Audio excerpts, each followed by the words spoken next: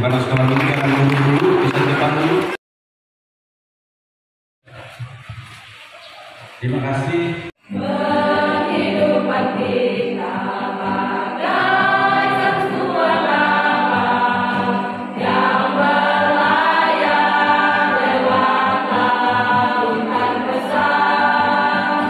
Sewaktu tenang tapi sering bergelora, senang dan susah berganti-ganti.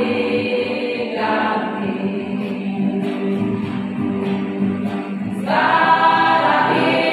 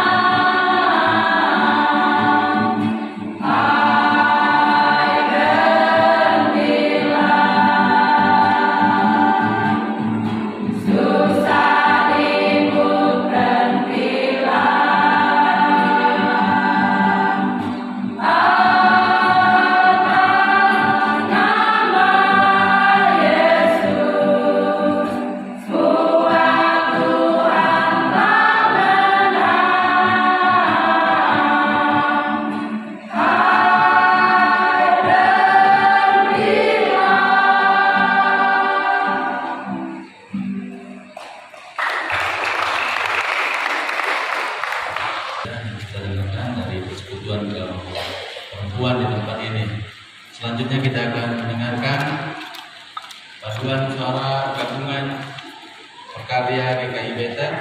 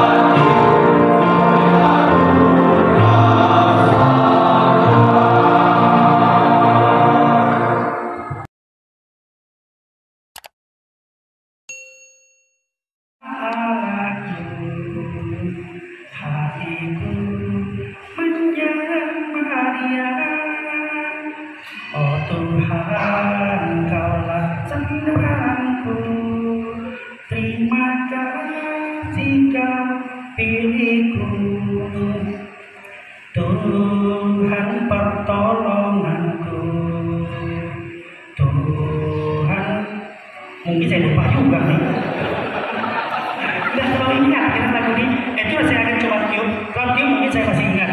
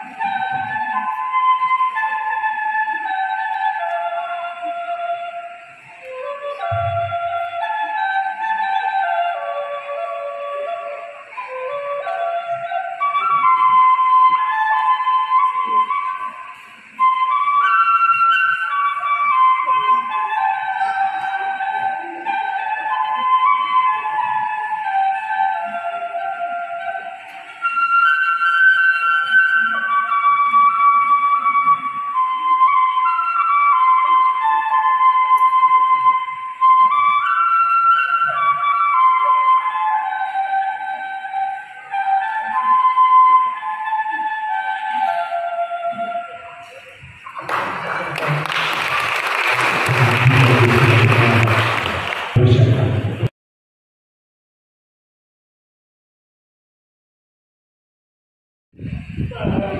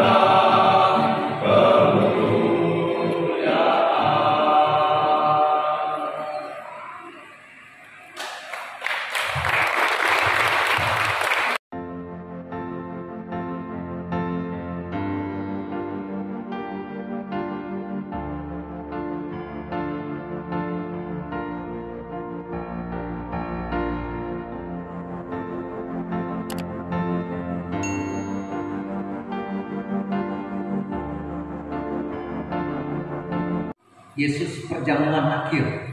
Lalu apa yang Yesus lakukan setelah perjamuan akhir itu? Dia buka jubahnya, lalu dia ambil kain atau handuk, dia ikat di pinggangnya, lalu dia ke bawah, bikin apa? Membasuh kaki murid. Ini yang namanya guru dan Tuhan. Dan Yesus bilang, kalau saya guru dan Tuhan, saya bisa basuh kakimu. Lakukan itu dengan yang lain. Itu sebabnya bagi saya, saudara-saudara, kalau ada orang disebut hamba Tuhan, lalu tidak mau membasuh kaki, tidak mau untuk melayani, itu tanda tanya besar. Kalau betul kita hamba Tuhan, kita akan mau melayani. Dan juga pengucapan hamba Tuhan ini kayaknya perlu diperbaiki juga. Kami yang sekolah teologi dan juga yang pendeta disebut hamba Tuhan. Betul tidak? Betul. Kalau begitu anggota jemaat hamba siapa? Kalau kami ini pendeta yang lulusan sekolah teologi hamba Tuhan, berarti jemaatnya hamba siapa? Hamba hantu. Nah, hamba Tuhan juga. Jadi saya berpikir begini, sebenarnya penggunaan istilah hamba Tuhan untuk kita semua. Amin. Coba lihat kiri kanan, bilang selamat pagi hamba Tuhan. Ke belakang lagi, selamat pagi hamba Tuhan. Jadi semua kita hamba Tuhan, amin. Tetapi yang punya profesi berbeda. Jadi saya yang ada di depan, saya hamba Tuhan, profesi sebagai pendeta, profesi sebagai dosen. Pak dokter, hamba Tuhan yang berprofesi sebagai dokter. Pak Petrus, ya, kerja di perusahaannya, berarti hamba Tuhan yang profesi kerja di perusahaan. Yang petani, hamba Tuhan yang profesi sebagai petani. Yang peternak babi apa namanya tadi itu? Bacol. Ya, itu hamba Tuhan juga yang berprofesi seperti itu. Amin. Supaya tidak semua orang, tidak hanya seseorang saja merasa saya ini hamba Tuhan. No, kita sama-sama semua hamba Tuhan yang punya profesi berbeda-beda. Jadi Yesus mengajar pada pasal 13 bagaimana menjadi hamba, yaitu membasuh. Nah sekarang ini kita jadikan itu sebagai sebuah ritual basuh kaki. Bukan itu maksud Tuhan Yesus basuh kaki. Yang dimaksudkan adalah begini, cari pekerjaan yang paling rendah, lakukan itu. Jadi pada saat itu membasuh kaki itu pekerjaan dari seorang budak. Tidak ada yang membasuh kaki. Petrus dengan Yohanes waktu lihat-lihat, Andreas waktu lihat, siapa yang basuh kaki? Kalau Tuhan Yesus yang adalah Tuhan Juru Selamat, guru, dia buka jubahnya, kayak saya buka ini ya, panas betul nah. Tidak apa-apa buka. Masih kelihatan pendeta nggak? Masih ya?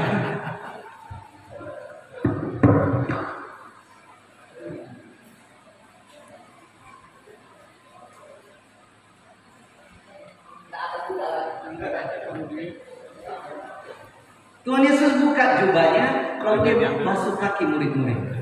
Dia bilang begini, kalau aku ini Tuhan dan aku guru, bisa buat yang paling rendah, buat itu untuk yang lain.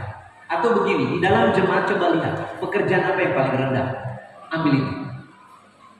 Bukan karena melayani terus di depan, semua orang tepuk tangan, kita mau semua di depan. Nah, ada banyak orang-orang yang nanti sebentar Tuhan akan agungkan, Tuhan kasih upah. Kita tidak pernah tahu di gereja, tapi rupanya setia melayani, tidak perlu ditepuk tangan.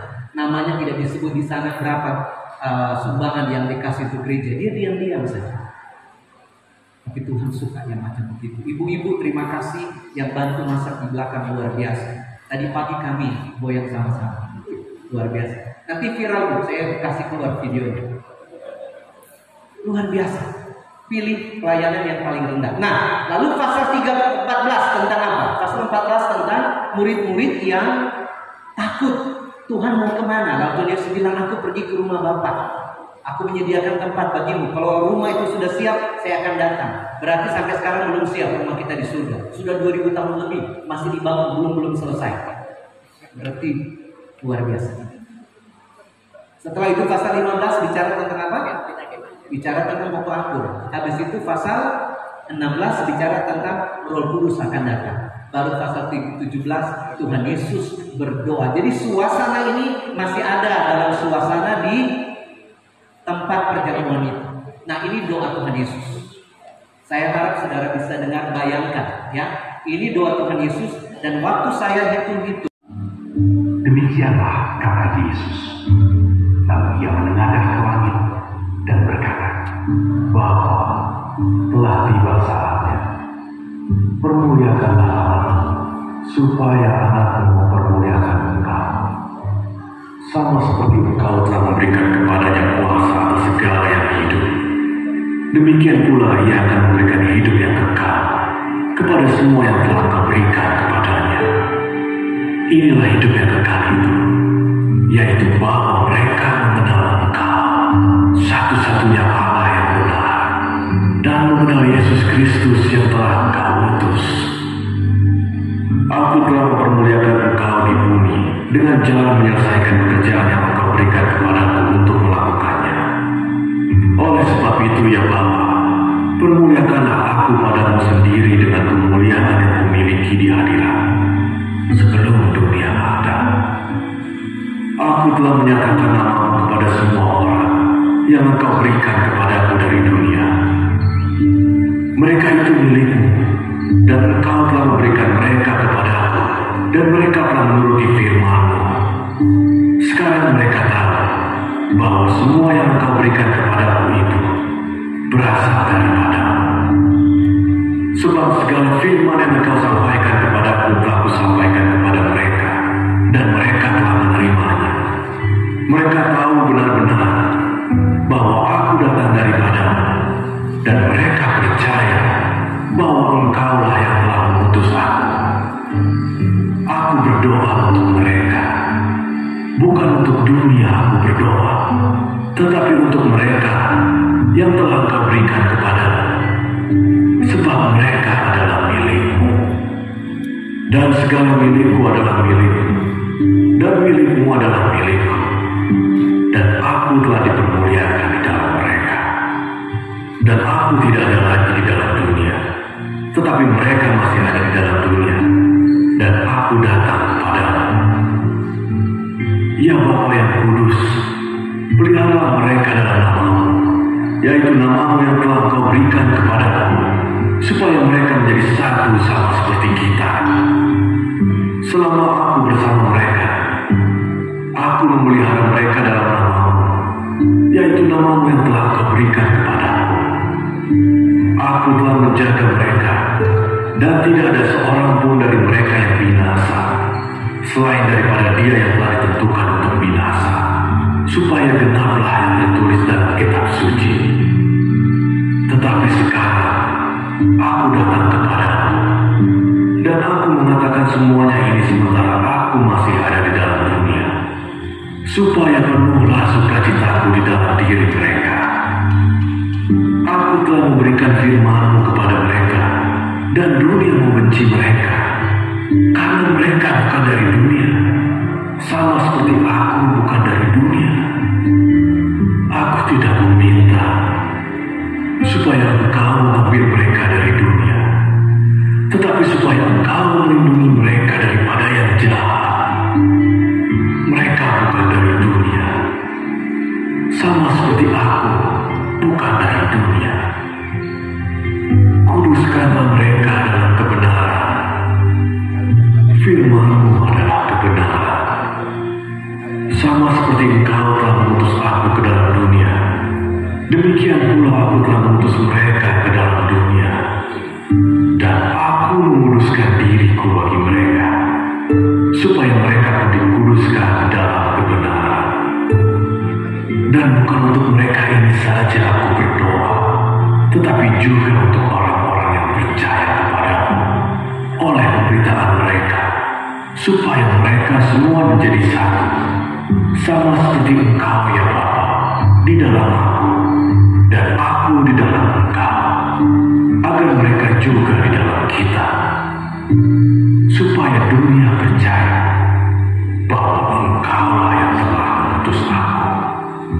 Dan aku telah memberikan kepada mereka kemuliaan yang Engkau berikan kepadaku, supaya mereka menjadi satu, sama seperti kita adalah satu.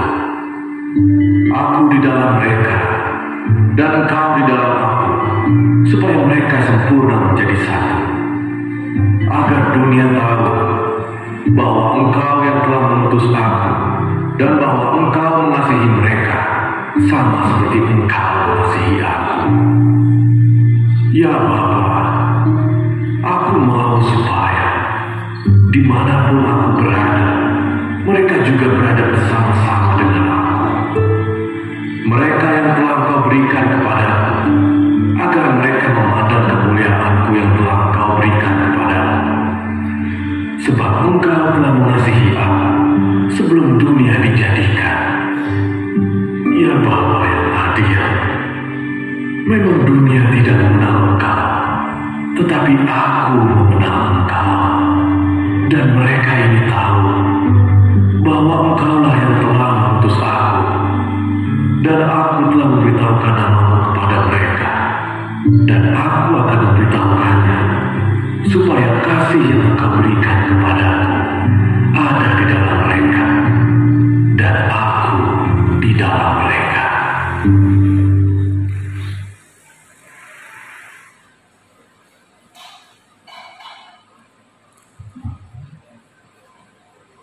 Saya bayangkan bagaimana perasaan murid-murid. Itu Yesus kemungkinan besar dalam ruangan. Lalu Yesus sedang berlutut, berdoa, lalu murid-murid dengar. Murid-murid nonton bagaimana Tuhannya berdoa. Pernah saudara bayangkan itu? Bisa. Coba sekali lagi dengar ini, lalu membayangkan, berimajinasi saudara ada di samping Tuhan Yesus yang sedang berdoa. Dan rupanya doa Tuhan Yesus ini bukan saja berdoa untuk murid-murid, tapi dia juga berdoa untuk saya dan saudara. Waktu saya mendengar doa ini dan mencoba untuk mencari tahu, rupanya kata berdoa itu ada 3 kali. Coba lihat Alkitab sama-sama. Yang pertama, saudara akan bisa lihat, dia katakan aku berdoa. Itu ayat 9. Aku berdoa untuk mereka dan untuk dunia, dan bukan untuk dunia aku berdoa. Jadi dia berdoa untuk mereka, yaitu murid-murid, dan dia bilang saya tidak berdoa untuk dunia. Lalu ayat 20, baca sama-sama ayat 20, 2, 3. Dan bukan untuk mereka ini saja aku berdoa, tetapi juga untuk orang-orang yang percaya kepadaku oleh pemberitaan mereka. Jadi kemungkinan begini, itu murid-muridnya Petrus, Yohanes, Andreas, semua yang ada di sini. Lalu Tuhan Yesus berdoa. Saudara tahu Tuhan Yesus berdoa tidak tutup mata. Kita yang tutup mata. Coba cari Alkitab Kejadian sampai Wahyu. Ada suruh doa tutup mata? Tidak ada. Mungkin gara-gara sekolah minggu kita dulu. Lipatlah tangan, tutup mata, ya.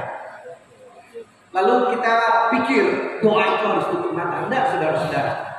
Saudara-saudara Muslim kita, saya sering berdoa untuk mereka, menginjil di jalan, bicara dengan mereka. Kalau saya berdoa untuk mereka, saya tidak tutup mata. Kalau saya tutup mata, bilang, Kristen ini. Tapi mari kita berdoa. Boleh saya doa untuk Pak Ahmad? Boleh, mari kita doa sama-sama. Langsung saya angkat tangan. Ya Allah, ya Tuhan kami yang pengasih dan penyayang. Allah yang sangat mengasihi kami, memberkati kami. Saya pakai istilah itu dulu untuk bisa masuk. Setelah dia sudah doa, ada yang satu bapak saya doakan sambil nangis. Ya Allah, berkati anak-anaknya. Anak-anaknya sedang mencari pendidikan. Berkati istrinya, ya Allah, berkahi, berikan rezeki, kesehatan. Dia begini, amin, amin, amin, sambil nangis. Lalu terakhir saya bilang apa? Saya bilang semua doa yang kami panjatkan ini, kami alaskan dalam nama Isa Al-Masih, junjungan. Amin. Dia bilang amin juga. Lalu tangannya begini, saya juga begini. Dia pikir saya ustaz. Untung nggak benjol hitam di sini. Kalau saya begini sudah persis ya. Tambah lagi jambut ya. Jadi doa tidak tutup mata ya sebenarnya. Jadi waktu Tuhan Yesus berdoa dia bilang bukan saja untuk mereka ini saja saya berdoa. Ayat 20, baca ayat 20 sekali lagi. 2, 3. Dan bukan untuk mereka ini saja, maksudnya untuk murid-murid ini saja aku berdoa, tapi juga untuk orang-orang yang percaya kepadaku oleh pemberitaan mereka. Siapa yang Tuhan Yesus doakan? Coba lihat kiri kanan, bilang begini, Tuhan Yesus sudah doakan Anda dari 2000 tahun yang lalu. Luar biasa. Tuhan Yesus sudah berdoa untuk saya dan saudara. Tuhan Yesus sudah berdoa untuk gereja. Dia bilang, saya berdoa bukan untuk mereka ini saja Bapa, bukan Petrus, Yohanes, Thomas, Andreas, bukan saja ini mereka, tapi saya berdoa untuk orang-orang yang nanti dengar Injil lewat mereka, termasuk saya dan saudara. Ada yang beritakan Injil, sampai A.B. Simpson dengar Injil. A.B. Simpson memberitakan Injil, lalu siapa yang dengar? Dr. Jeffrey tinggalkan, pergi dari Kanada, pergi ke Cina untuk memberitakan di sana. Sampai di sana dia mendapat penglihatan bahwa ada orang di Kalimantan yang butuh pelayanan. Saudara tahu gereja Kemi Injil ada di Indonesia itu gara-gara Borneo. Bukan karena Papua, bukan karena Jawa, Borneo. Itu yang didoakan awal oleh Dr. Jeffrey. Dia berdoa. Waktu dia berdoa, dia suka sekali lihat peta. Waktu berdoa, dia lihat peta dunia. Dia taruh tangan, dia berdoa, dia tumpangkan tangan. Lalu di dalam doanya dia dapat penglihatan pulau yang bentuk seperti beruang itu. Ada tangan yang keluar dengan penuh darah. Selamatkan kami, tolong kami. Lalu dia cari tahu pulau itu siapa, pulau apa. Dia lihat waktu itu peta Hindia Belanda, dia lihat, wah itu Borneo. Cari tahu kenapa orang-orang di situ katanya potong leher. Dia bilang mereka harus dengar Injil. Dia datang ke Kalimantan. Saudara tahu bagaimana dia datang ke Kalimantan? Karena waktu itu Hong Kong masih ada dengan Inggris. Waktu itu dia datang ke Hong Kong. Dari Hong Kong dia cari bagaimana caranya bisa datang ke Indonesia, ke Borneo. Dia cari tahu ada bisa pakai kapal tanker Belanda untuk ambil minyak di Balikpapan. Dia ikut di situ. Tapi untuk ikut kapal tanker itu tidak bisa. Harus jadi pegawai di kapal itu. Jadi saudara tahu apa yang dia buat? Dia jadi pegawai. Tidak ada pekerjaan. Dia bilang bisa tidak saya bersihkan WC. Jadi dapat pekerjaan untuk bersihkan WC. Tidak ada tempat tidur untuk dia. Jadi kadang-kadang dia bersihkan WC, dia tidur berdiri di situ. Itu dia. Tuhan Yesus berdoa untuk saya dan saudara. Dia pakai penginjil datang. Lalu dia taruh kakinya pertama di Balikpapan. Dari situ dia dapat pelayanan. Dia kembali lagi ke Cina. Dia punya murid-murid sana, dia bawa datang. Jadi pelayanan awal yang melayani di Kalimantan itu Dr. Jeffrey melayani orang-orang Dayak, tapi dia bawa saudara-saudara dari Cina yang melayani orang-orang Chinese yang ada di Sungai Mahakam itu. Mereka pergi menginjil bersama-sama. Anak-anak muda, cari waktu baca sejarah Dr. Jeffrey. Kita akan terkabung-kabung bagaimana Tuhan pakai. Jadi saya dan saudara bisa percaya Tuhan karena Tuhan Yesus sudah doakan kita. Amin. Kasih ingat orang di kiri kanan lagi. Tuhan Yesus sudah berdoa untuk Anda. Saya mau tanya, Tuhan Yesus sudah berdoa untuk anak-anak kita? Sudah. Tuhan Yesus sudah berdoa untuk cicit-cicit kita? Sudah. Tuhan Yesus sudah berdoa untuk kita. Lalu doanya apa? Waduh, isi doanya satu saja. Dia berdoanya begini. Ada 5 kali kata satu. Ini isi doa Tuhan Yesus. Dia berdoa untuk murid-murid supaya bisa jadi satu. Dan juga dia berdoa untuk orang-orang yang percaya kepada Tuhan 2000 tahun yang ke depan ini untuk satu. Rupanya Tuhan Yesus sudah tahu bahwa nanti orang-orang yang percaya sama dia akan berkelahi, akan bertengkar, akan berusaha untuk cari posisi, akan berusaha untuk jadikan gereja untuk tempat cari uang. Yesus sudah tahu itu sebabnya dia berdoa. Coba kita lihat sama-sama, ada 5 kali kata satu itu. Coba lihat ayatnya yang ke-11. Dan aku tidak lagi di dalam dunia, tapi mereka masih ada dalam dunia. Dan aku datang kepadamu ya Bapa yang kudus, peliharalah mereka dalam namamu, yaitu namamu yang engkau berikan kepada aku, supaya siapa? Mereka menjadi satu sama seperti kita. Jadi Tuhan Yesus berdoa untuk murid-muridnya, Tuhan tolong, aduh Petrus ini keras kepala, ini si Yohanes begini, ada Tuhan tolong supaya mereka jadi satu. Itu Tuhan Yesus punya doa. Saudara tahu yang menghambat pekerjaan Tuhan saat ini apa? Karena kita tidak satu. Betul tidak? Kita berkelahi. Gereja hancur-hancuran. Gereja pertama pecah. Oleh karena gereja dipakai untuk cari uang. Akhirnya pecah. Katolik pecah dengan Protestan. Martin Luther. Habis itu sudah Protestan, pecah. Habis itu terus jadi Kemenjil, pecah lagi. Tuhan sudah berdoa karena dia tahu kita akan pecah. Dia juga doa untuk majelis-majelis. Karena bisa jadi majelis semua aman, tidak pernah bertengkar, betul tidak? Bagian Pak Hendro, aman semua ya, baik-baik nih. Orang Makassar bilang baik-baik nih ya. Tuhan Yesus sudah tahu. Nanti di konferensi daerah, konferensi wilayah, itu pasti ada bertengkar. Dia sudah doakan sejak awal. Ya dia doakan murid-murid. Itu coba lihat. Lalu apa lagi? Kapan ada kata satu? Coba lihat di ayatnya yang ke-20 dan 21. Dan bukan untuk mereka ini saja aku berdoa, tetapi juga untuk orang-orang yang percaya kepadaku oleh pemberitaan mereka, supaya mereka apa? Punya gereja yang besar, begitu? Supaya uangnya banyak, tidak? Supaya mereka jadi satu, sama seperti engkau ya Bapa, di dalam aku dan aku di dalam engkau, agar mereka juga di dalam kita, supaya dunia percaya bahwa engkau lah yang telah mengutus aku. Itu 22. Ini ada 3 kata satu, 22 dan 23. Dan aku telah memberikan kepada mereka kemuliaan yang engkau berikan kepadaku, supaya mereka menjadi sama-sama, supaya mereka menjadi satu, sama seperti kita adalah satu. Aku di dalam mereka dan engkau di dalam aku, supaya mereka sempurna menjadi satu. Coba lihat. Jadi Tuhan Yesus berdoa untuk murid-murid jadi satu, untuk orang-orang yang percaya kepada Tuhan jadi satu. Dan caranya jadi satu seperti ini. Ini satunya begini. Ini bukan seperti semen lalu pasir dengan air gabung jadi satu, bukan. Analogi apa yang Tuhan Yesus pakai waktu berdoa? Dia bilang, Bapak saya berdoa untuk murid-murid saya ini supaya mereka menjadi satu sama seperti engkau dan aku satu. Coba lihat kesatuan yang luar biasa. Doa Tuhan Yesus itu. Pernah tidak Bapa, Anak dan Roh Kudus bertengkar? No. Mereka begitu satu. Dan itulah yang didoakan oleh Tuhan Yesus. Lalu Tuhan Yesus bilang, saya berdoa untuk mereka yang lain yang percaya.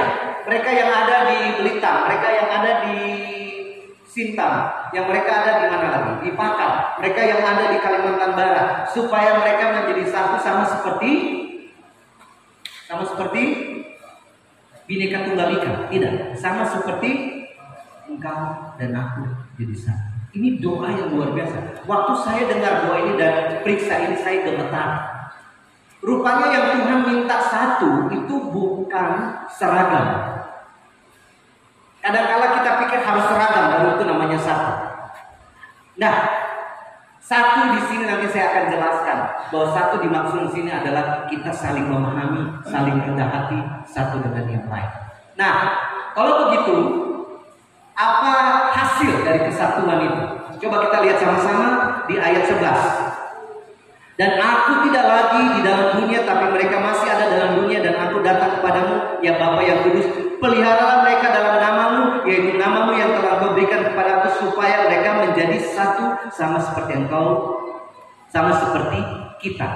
Lalu ayat 20, baca bersama-sama dengan saya. 2, 3. Dan bukan untuk mereka, sama-sama, semua keluar suara. Yang mengantuk tolong bangun. 2, 3. Dan bukan untuk mereka ini saja aku berdoa, tapi juga untuk orang-orang yang percaya kepadaku oleh pemberitaan mereka, supaya mereka menjadi satu sama seperti engkau ya Bapa di dalam aku dan aku dalam engkau, agar mereka juga di dalam kita, supaya apa? Dunia percaya bahwa engkaulah yang telah mengutus aku. Saya mau beritahu Bapak Ibu dan saudara-saudara, kalau kita rajin menginjil, dunia tidak akan tahu bahwa Yesus diutus oleh Allah. Ini dia kuncinya. Dunia akan tahu bahwa Yesus diutus oleh Allah. Isa Al-Masih diutus oleh Allah. Itu waktu orang yang percaya kepadanya apa? Satu. Itu sebabnya kita ditertawai sama saudara-saudara Muslim. Ada peristiwa yang terjadi di salah satu pulau, gereja Kemenjil di sana, pecah. Dan karena pecah itu harus datang ke pengadilan. Saudara tahu hakim yang adil orang Islam, haji. yang ngadili, yang sini pendeta satu, batalai ini pendeta. Lalu bapak hakim pakai ayat lagi, sampai tunjuk gitu, pakai kata-kata kasar lagi. Jadi bapak hakim ini yang haji, dia bapak pendeta bisa tenang sedikit. Coba lihat haji yang ngomong sama bapak pendeta, bisa bapak pendeta tenang sedikit.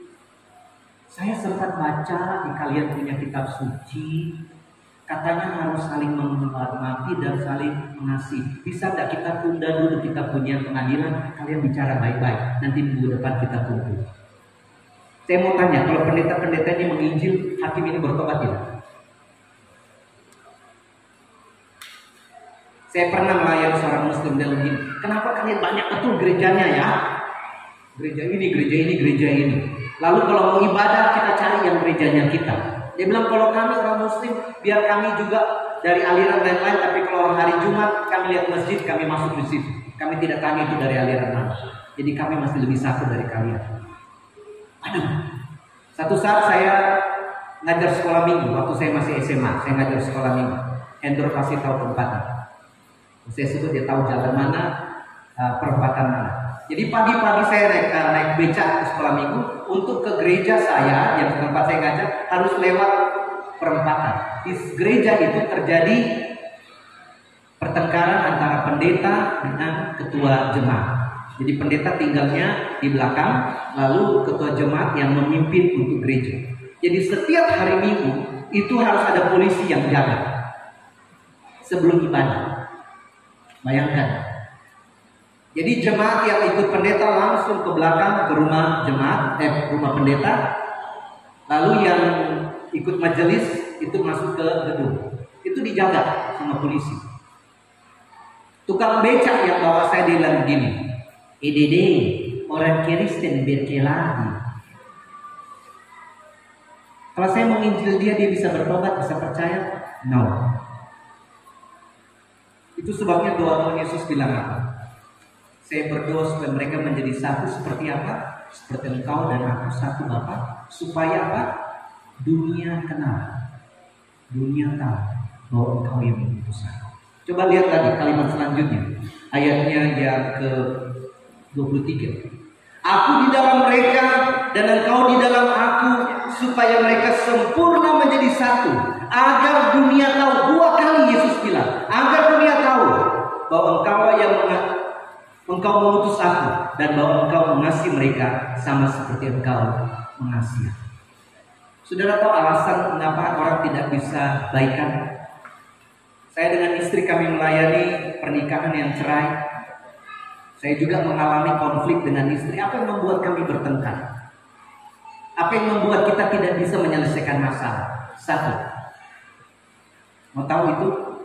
Ada satu teman bilang begini, Pak Leo, kira-kira dosa apa yang ada di dalam daftar Alkitab? Itu kita tidak bisa lakukan secara tim, secara bersamaan. Misalnya dosa membunuh, kita bisa bunuh sama-sama. Dosa korupsi bisa sama-sama. Di Indonesia itu ada namanya korupsi berjemaah. Baru kali itu saya dengar ada korupsi yang berjemaah. Kata berjemaah itu untuk ibadah ya, tapi dipakai dalam korupsi. Pernah dengar itu ya? Korupsi berjemaah. Ya. Kalau perkosa orang bisa berjemaah juga. Semua dosa bisa bersama-sama, tapi ada satu dosa itu tidak bisa dalam tim. Anda punya dosa itu, saya punya dosa itu, kita tak bisa kerjasama. Dosa itu apa? Kira-kira. Dosa itu apa? Yang pertama sekali dosa itu jatuh dalam dunia ini yang masuk. Yang pertama sekali ada pada Lucifer, dan setelah itu dia berikan ke manusia. Dosa apa? Sombong. Kalau saya mau kerjasama dengan adikku Hendro, dia sombong, saya sombong, bisa kerjasama enggak? Nggak akan bisa.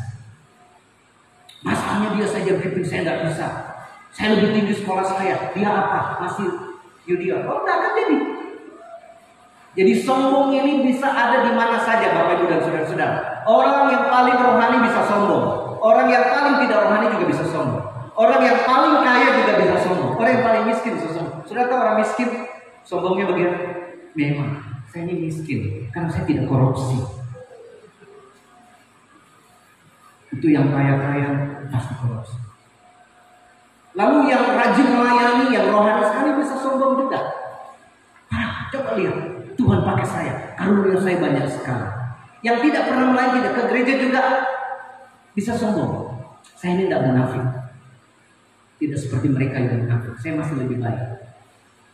Lebih baik saya tidak usah ke gereja asal tidak munafik seperti mereka. Waduh, jadi sombong bisa ada di mana saja. Betul tidak? Itu sebabnya Tuhan bicara dengan tegas. Rupanya ini dia. Ayat terakhir untuk kita, saya minta kita semua berdiri sama-sama kita baca ayat ini. Kita akan bertumbuh di dalam kesatuan. Kita baca ayat ini, Filipi 2 ayat 5 sampai 8. Boleh? Saya mau dengar suara ibu-ibu. Baca silakan, ya. Setelah itu kita duduk lagi. Saya tahu panas betul dan sudah agak selesai karena kami sudah mau pulang, jadi saya kasih panjang ya sampai sore. Oke, Filipi pasal 2 ayat 5 sampai 8. Silakan ibu-ibu baca. 2, 3. Hendaklah, bisa ulangi lagi Filipi 2 ayat 5 sampai 8. Ibu-ibu, bapak-bapak dengar ya, ibu-ibu baca, nanti bapak-bapak baca, ibu-ibu dengar. 2, 3.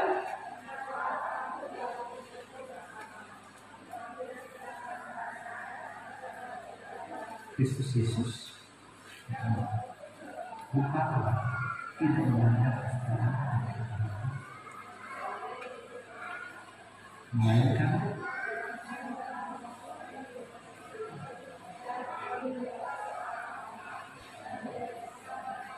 ayat 8, dan dalam keadaan sebagai manusia ia telah menggunakan diri yang taat sampai mati. Oke, bapak-bapak lebih keras ya suaranya dari ibu-ibu. 2, 3. Hendaklah kamu bersama menaruh pikiran dan sayang yang terdapat juga dalam Kristus Yesus, yang mengenal Allah, tidak menganggap kesalahan dengan Allah itu memilih Indonesia mengatakan, dan merasa melihat dirinya sendiri dan menemukan seorang hamba dan menjadi sama dengan manusia. Dan dalam keadaan sebagai manusia, ia melakukan dirinya dan taat sampai mati, bahkan sampai mati yang dikayu salib. Oke, sebelum duduk taruh Alkitab di bawah, saya mau untuk kita pakai gerakan. Jadi Rasul Paulus bilang di ayat 5, hendaklah kamu dalam hidup bersama menaruh pikiran dan perasaan yang terdapat juga dalam Kristus Yesus. Bisa ya? Kenapa Kristus Yesus? Karena salib. Jadi hendaklah kamu dalam hidupmu bersama menaruh pikiran dan perasaan yang terdapat dalam Kristus Yesus. Ulangi. Langsung ayat apa? Langsung apa? 2, 3. Hendaklah kamu dalam hidupmu bersama menaruh pikiran dan perasaan yang terdapat dalam Kristus Yesus. Untuk pikiran hasil keras lagi. Ini kadang-kadang yang semakin banyak di sini. Kasih batu. Boleh kitanya dibalik. Oke. 2, 3. Hendaklah kamu dalam hidupmu bersama menaruh pikiran dan perasaan yang terdapat dalam Kristus. Amin. Oke. Jadi ini syarat. Silakan duduk. Kalau mau berdiri terus nggak apa-apa, saya duduk atau berdiri.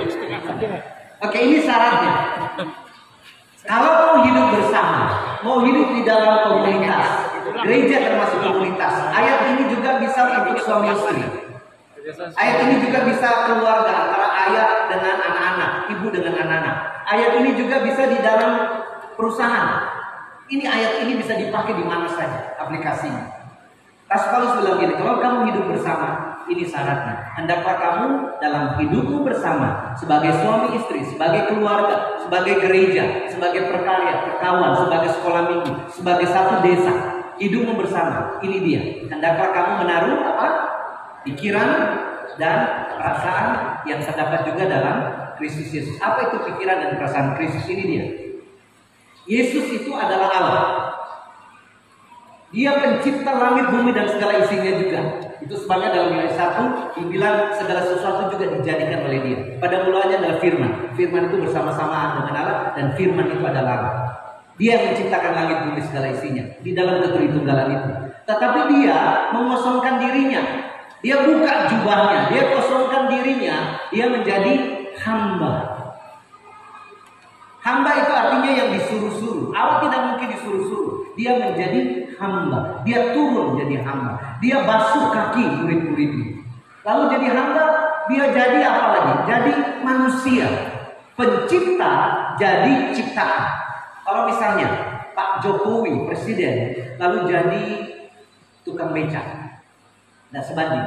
Karena Pak Presiden tukang apa? Manusia, tukang becak manusia. Atau tambah lagi, Pak Jokowi jadi cacing, langsung jadi cacing. Wih, rendah betul dia. Nah, masih tetap karena Pak Jokowi ciptaan, lalu cacing itu juga masih ciptaan. Kalau Allah menjadi manusia, rendah betul. Ini yang namanya belusukan. Allah belusukan jadi manusia. Lalu apa lagi? Bukan hanya jadi manusia, dia jadi apa? Jadi seperti penjahat. Kenapa? Yang ada di atas kayu salib itu terkutuk, saudara-saudara. Itu orang yang paling jahat yang ada di atas kayu salib. Yesus yang suci, kudus, tidak pernah berbuat dosa, taruh di atas kayu salib. Semua orang bilang, oh iya berdosa dia. Merendahkan diri lagi. Dan terakhir, Allah yang tidak mungkin bisa mati, akhirnya dia mati di atas kayu salib. Coba lihat berapa tingkatan Yesus turun. Allah, dia turun jadi hamba, dia turun jadi manusia, lalu dia turun jadi penjahat. Tidak ada lagi turun jadi dia turun jadi mati. Saudara tahu, kalau ini yang saya dan saudara terapkan dalam kehidupan bersama, suami istri, keluarga, gereja Tuhan, majelis, semuanya aman kita jalan. Kenapa terjadi pertengkaran? Karena banyak orang sombong, tidak mau merendahkan diri. Ada teman saya, adik rohani, kami melayani sama-sama di Kalimantan dulu. Kami diskusi tentang ini. Lalu dia bilang, Kak Leo, boleh tidak saya tulis ini? Apa definisi dari orang yang rendah hati? Lalu dia buat, saya kaget, nanti saya kirim di grup. Dia bilang begini, indikasi dari orang yang rendah hati ialah saat dikritisi tidak bereaksi dengan emosi. Dengar baik-baik. Indikasi dari orang yang rendah hati adalah saat dikritisi tidak bereaksi dengan emosi. Boleh ingat sama-sama? 2, 3. Indikasi dari orang yang rendah hati, sama-sama. Indikasi dari orang yang rendah hati adalah saat dikritisi tidak bereaksi dengan emosi. Siapa yang bisa begitu? Tidak ada yang bisa kecuali Tuhan Yesus. Waktu Tuhan Yesus dia dicaci maki, tenang saja itu Bapak satu itu. Masih muda lagi, umur 30-an, sampai 30-an di sini. Coba diganggu pasti lawan. Saya bayangkan waktu Yesus di atas kayu salib. Lalu ada yang bilang, hei, katanya anak Allah bisa menyelamatkan. Turun kau dari salib, buktikan. Dirimu sendiri tidak bisa selamatkan, turun dari salib. Kalau saya waktu itu yang disalib, saudara-saudara, saya minta izin, Bapak, ada yang suruh saya turun, boleh tidak? Apain? 1 menit saya turun. Boleh kan? Boleh.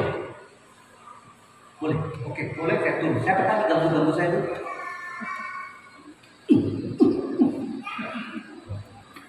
Coba ganggu lagi. Saya juga bayangkan saudara-saudara waktu Yesus dicaci maki, disalibkan itu, pasti malaikat-malaikat itu nonton. Masih ingat waktu Tuhan Yesus ditangkap, lalu Petrus mencoba-coba untuk bantu Tuhan Yesus, dia pedang potong telinganya hamba besar itu, namanya Malkus itu, lepas telinganya, lalu Tuhan Yesus ambil. Dia lihat ini, sate, nah bukan ya, kasih kembali lagi. Lalu Yesus bilang gini, Petrus sarungkan pedangmu. Kamu pikir saya tidak bisa suruh 12 pasukan malaikat kasih habis semua ini? Saudara tahu 12 pasukan malaikat, satu pasukan itu 6.000. Jadi 12 berapa? Siapa yang bisa gitu? Berapa ya? 7.200. Nah, di dua raja-raja, satu malaikat bisa bunuh orang 18.000. Jadi berapa banyak? Banyak betul. Jadi waktu Tuhan Yesus dihina, dicaci maki itu malaikat-malaikat semua lagi, semua yang ada di planet-planet yang lain sedang datang nonton. Itu mungkin Michael, Mikael dengan Gabriel batu korek, kami orang Papua bilang. Tolong. Apalagi kalau hati-hati preman ya, John. Mau coba asal turun nih. Mungkin dari atas sudah kami turun dah. Tuhan Yesus masih lihat begini. Mungkin Michael ini, gitu kan? Kita Tuhan Yesus bilang gini. Kami turun kan? Tuhan Yesus bilang. Orang yang paling rendah hati itu Tuhan Yesus. Itu sebabnya setiap hari belajar dari Tuhan Yesus. Amin. Suami-suami yang selalu bertengkar dengan istri, belajar dari Tuhan Yesus. Istri-istri juga yang tidak mau dengar tunduk, belajar dari Tuhan Yesus. Majelis yang bekerja sama, mari belajar dari Tuhan Yesus. Kalau semua kita menaruh pikiran dan perasaan yang terdapat dalam Kristus Yesus. Amin. Itu yang Yesus doakan. Saya berdoa supaya mereka menjadi satu seperti engkau dan aku satu. Supaya apa? Supaya tetangga-tetangga bisa kenal Tuhan Yesus. Amin. Supaya sepupu kita bisa kenal Tuhan Yesus. Orang-orang di sekitar kita bisa kenal Tuhan Yesus. Mari kita berdoa. Saya minta lagu tadi, yang lagu kedua, boleh kita nyanyikan bersama-sama. Lagu Kaulah Allahku yang setia. Mari kita nyanyikan lagu ini. Mari semua ambil sikap doa.